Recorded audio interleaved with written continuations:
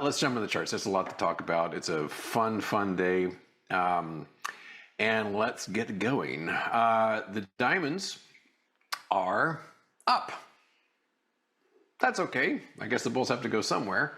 They are at a lifetime high. That's what they do. And I've gone ahead a few minutes ago and shorted XLI, which is a different industrial ETF.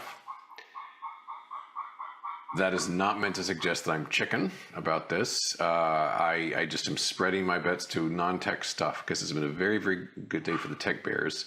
Yeah, eventually the industrials will wake up to reality here. How many shows like mine come with sound effects? I mean, like Jim Cramer's got those silly buttons and stuff, but I've got way better hair and much cooler sound effects. Spider, SPY as a bearish engulfing pattern. We have been grinding around for months, like so, blah, blah, blah, blah, blah, blah. No particular position in this. It's nice that it's a bearish engulfing pattern because it's been really resolutely higher for the past 4 trading days. Yeah, I prefer that color. Thanks so much. Here's IWM, which, as I just was whining about, is down good and hard, 1.37%. Yeah, those were 301 puts, and they're deeply in the money now. So, fair. But it's nice to see. Lifetime high yesterday, and that's being undone. Basically, it's wiped out the past weeks of gains, which I also think is pretty right on. The cubes, though, is where a lot of the action is. Over a 2% drop on this. I made a big stink a couple of mornings ago when this whole meta news came out. Because, again, people were like, yay, a new source of revenue. It's like, no. Taco Tims, remember? We're selling taco shells. We're selling ground beef. We're selling shredded cheese, iceberg lettuce, salsa, because we ain't going to sell many tacos. And that's what's going on. So I continue to assert this is a major crack in the hyperscaler AI story. And people are starting to blink their eyes and wake up to that because my screen is a delicious sea of strawberry jam right now. And all these like 900% gains in the past 3 weeks are just getting laid waste. And you can see this illustrated nicely by KORU. KORU, yes, it sounds like a radio station, but it's the triple bullish South Korean fund.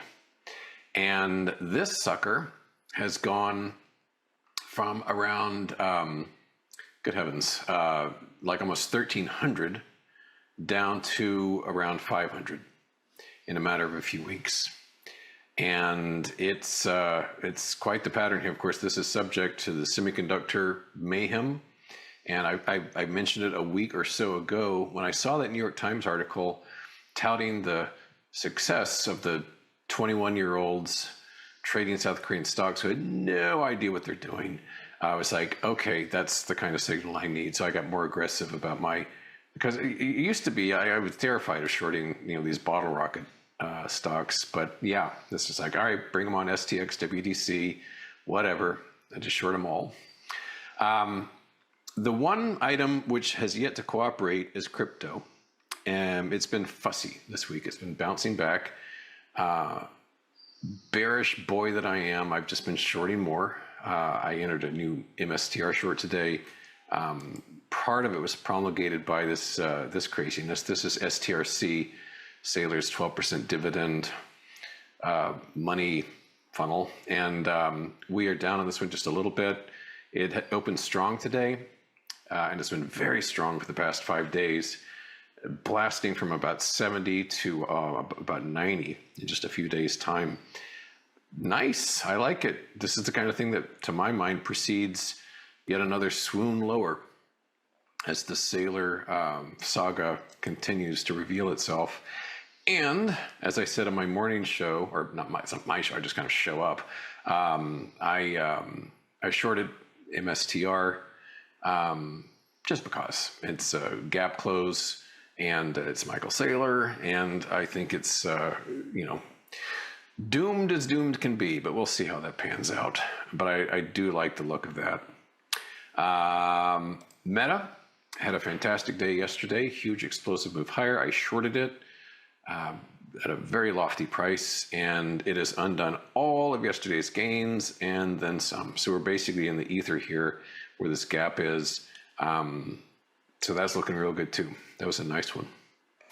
As far as SpaceX goes, it, in spite of the mayhem, it does seem to have found a happy home in the 150s, because it got blasted yesterday because of Meta, but now it's kind of hanging out again in the 150. So it's doing sensationally, actually, in this market. I mean, we've got an Nasdaq down 700 and something points, and the SPX actually up a little bit. So kind of amazing. I made mention this morning of a couple of long ideas. Not that I was doing anything about them, but those have been watered down somewhat by today's selling. PACS is one. Here's a nice inverted head and shoulders on this. Broke above that yesterday. And then Rivian, which, as I mentioned also this morning, I was like around 14, like, ooh, that looks good. I didn't do anything about it because I don't think I'm capable of buying anything. And it blasted about 30% higher the next few days. It's burned off a lot of today's gains already. So it did break out above this gap, but has been beaten down below that gap once more. Here are some shorts and just illustrative of the kind of damage we've seen today. And I want to try to make time for myself to wish you July 4 wonderfulness. So I'm going to allow myself a few seconds for that. So let's move on. GLW, Corning, just disaster. We have undone many days of gains here. This was the tippity top, a beautiful shooting star pattern. We got up here to 270 or something like that, 271.78, and now we're down here in the ones. It's basically lost about almost a third of its value in 2 days. AMAT, likewise getting pummeled. And just to be clear, and this is tough for a bear because, when do you take profits?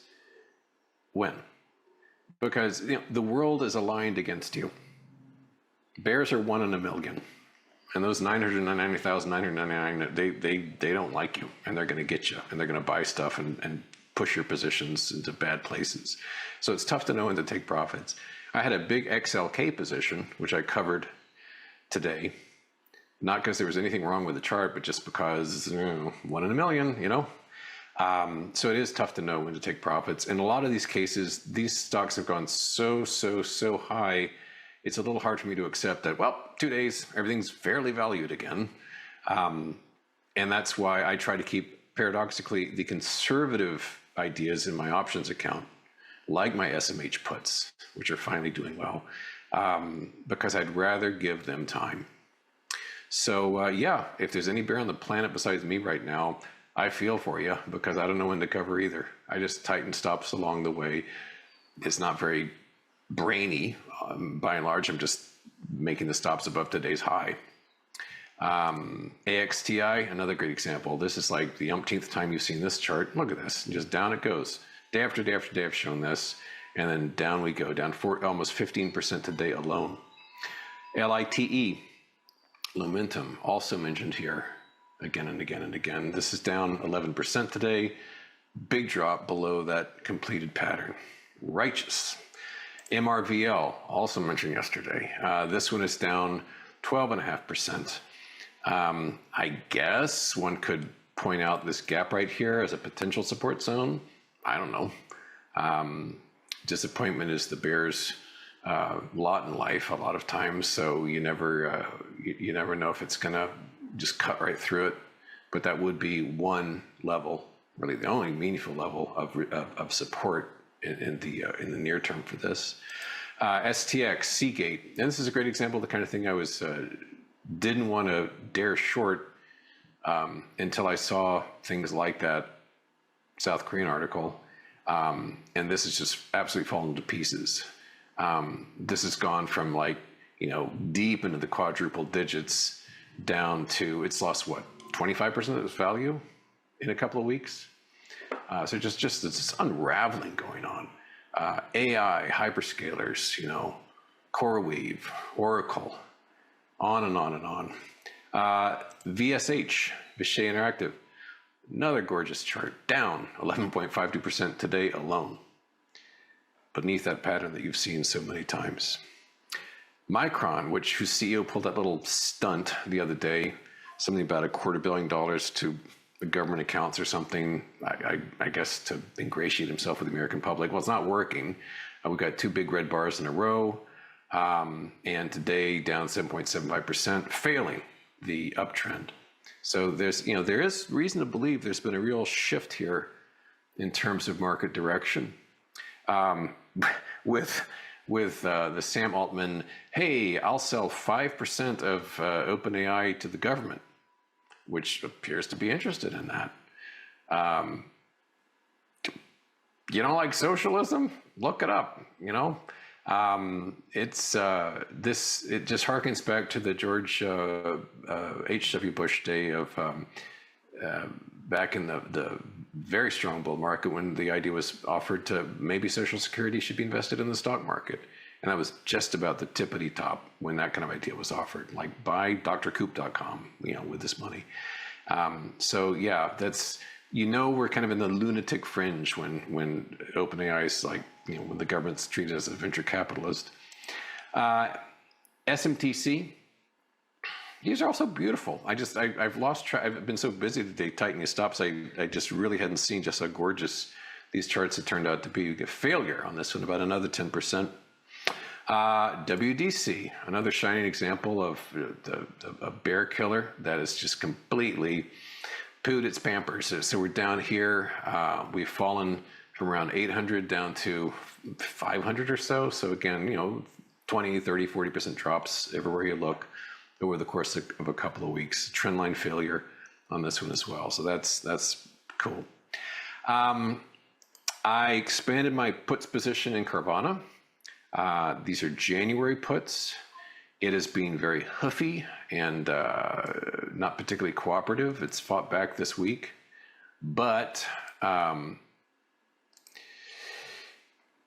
hope never dies in the bearish breast. And so this thing is down a little bit today, but I have great hopes for waking up one morning and finding out God knows what, driving this thing down in price. It's still a terrific long-term pattern, which is why I deliberately have puts that expire about 200 days from now.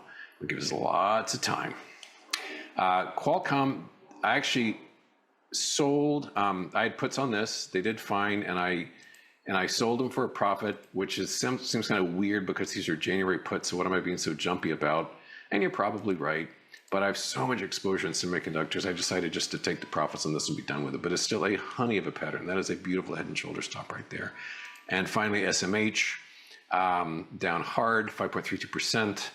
And yeah, January puts on those as well.